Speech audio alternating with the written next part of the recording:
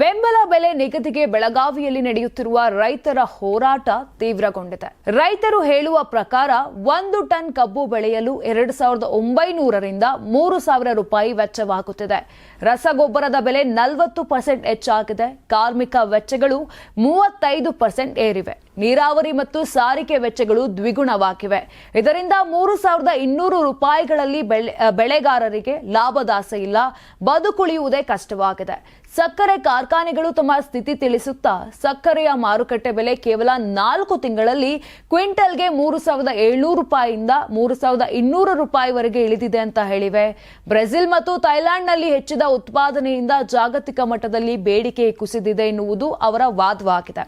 ಇನ್ನು 3,500 ರೂಪಾಯಿಗೆ ಕಬ್ಬು ಖರೀದಿಯನ್ನ ಮಾಡಿದ್ರೆ ನಷ್ಟ ಖಚಿತ ಎಂದು ಗಿರಣಿ ಮಾಲೀಕರು ಹೇಳುತ್ತಾರೆ. ಕರ್ನಾಟಕದ 77 ಸಕ್ಕರೆ ಕಾರ್ಖಾನೆಗಳಲ್ಲಿ ಯಾವುದೂ ನೇರ ಸರ್ಕಾರಿ ನಿಯಂತ್ರಣದಲ್ಲಿಲ್ಲ. ಹೆಚ್ಚಿನವು ರಾಜಕೀಯ ನಾಯಕರ ಸ್ವಾಮ್ಯದ ಕಂಪನಿಗಳಾಗಿದ್ದು ಸರ್ಕಾರ ಕೈಕಟ್ಟಿ ಕುಳಿತಿದೆ ಎಂಬ ಟೀಕೆ ಕೂಡ ಕೇಳಿ ಬರುತ್ತಿದೆ. ಇದಕ್ಕೆ ಪಕ್ಕದ ಮಹಾರಾಷ್ಟ್ರ ಈಗಾಗಲೇ ರೈತರಿಗೆ ಟನ್ಗೆ 3,410 ರೂಪಾಯಿದಿಂದ 3,500ರವರೆಗೆ ಪಾವತಿಯನ್ನ ಮಾಡ್ತಾ ಇದೆ. ಅಲ್ಲಿನ ಗಿರಣಿಗಳು ಕೊಯ್ಲು ಮತ್ತು ಸಾಗಣೆ ವೆಚ್ಚವನ್ನು ಭರಿಸುತ್ತಿವೆ. ಮಹಾರಾಷ್ಟ್ರ ಮಾಡಬಹುದು, ಕರ್ನಾಟಕ ಯಾಕೆ ಆಗಬಾರದು ಅಂತ ರೈತ ನಾಯಕ ಸಿದ್ದಗೌಡ ಮೋದಕಿ ಪ್ರಶ್ನೆಯನ್ನ ಮಾಡಿದ್ದಾರೆ. ಇನ್ನು ತಜ್ಞರು ಹೇಳೋ ಪ್ರಕಾರ ಕಬ್ಬಿನ ಬೆಲೆ ನ್ಯಾಯಯುತ ಲಾಭದಾಯಕ ಬೆಲೆ ಮತ್ತು ರಾಜ್ಯ ಸಲಹಾ ಬೆಲೆ ಆಧಾರದಲ್ಲಿ ನಿಗದಿಯಾಗಬೇಕು. ಈ ವರ್ಷ ಕೇಂದ್ರ ಸರ್ಕಾರ ಎಫ್ಆರ್ಪಿ ಮತ್ತು 3,150 ರೂಪಾಯಿ ಎಂದು ನಿಗದಿಪಡಿಸಿದೆ. ಆದರೆ ಕರ್ನಾಟಕ ಸರ್ಕಾರ ಎಸ್ಎಪಿ ಘೋಷಣೆಯನ್ನ ವಿಳಂಬ ಮಾಡಿದ್ದು ರೈತರ ಆತಂಕ ಹೆಚ್ಚಿಸಿದೆ.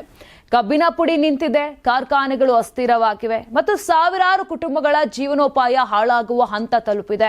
ಸ್ಪಷ್ಟ ಸರ್ಕಾರದ ಹಸ್ತಕ್ಷೇಪವಿಲ್ಲದೆ ಈ ಬಿಕ್ಕಟ್ಟು ಕರ್ನಾಟಕದ ಕೃಷಿ ಆರ್ಥಿಕತೆಯ ಮೇಲೆ ದೀರ್ಘಕಾಲಿಕ ಪರಿಣಾಮ ಬೀರಲಿದೆ ಎಂಬುದು ತಜ್ಞರ ಎಚ್ಚರಿಕೆಯಾಗಿದೆ. ನೀವು ಸಣ್ಣ ಆಗ್ಬೇಕಲ್ವಾ? ಅದು ಒಂದು ಉತ್ತಮ ಆಹಾರದಿಂದ ಸಣ್ಣ ಆಗ್ಬೇಕಲ್ವಾ? ಪ್ರತಿದಿನ ನಮ್ಮ ಜೀನಿ ಸ್ಲಿಮ್ ನ ಯೂಸ್ ಮಾಡಿ ಯಾವುದೇ ಸೈಡ್ ಎಫೆಕ್ಟ್ ಇಲ್ದಂಗೆ ನೀವು ಸಣ್ಣ ಆಗ್ತೀರಾ. ನಿಮಗೆ ಮಾಧ್ಯಮದಲ್ಲಿ ಕೆಲಸ ಮಾಡುವ ಆಸಕ್ತಿ ಇದೆಯಾ? ಹಾಗಾದ್ರೆ ಕರ್ನಾಟಕ ಟಿವಿ ಡಿಜಿಟಲ್ ಮೀಡಿಯಾದಲ್ಲಿದೆ ನಿಮಗೆ ಒಳ್ಳೆಯ ಅವಕಾಶ. ಆಯ್ಕೆಯಾದವರಿಗೆ ಉಚಿತ ತರಬೇತಿ ಕೊಡ್ತೀವಿ. ತರಬೇತಿ ನಂತರ ಕೆಲಸ ಮಾಡುವ ಅವಕಾಶನೂ ಕೊಡ್ತೀವಿ. ಈ ಕೂಡಲೇ ನಿಮ್ಮ ಮಾಹಿತಿಯನ್ನ ಮೇಲ್ ಮಾಡಿ.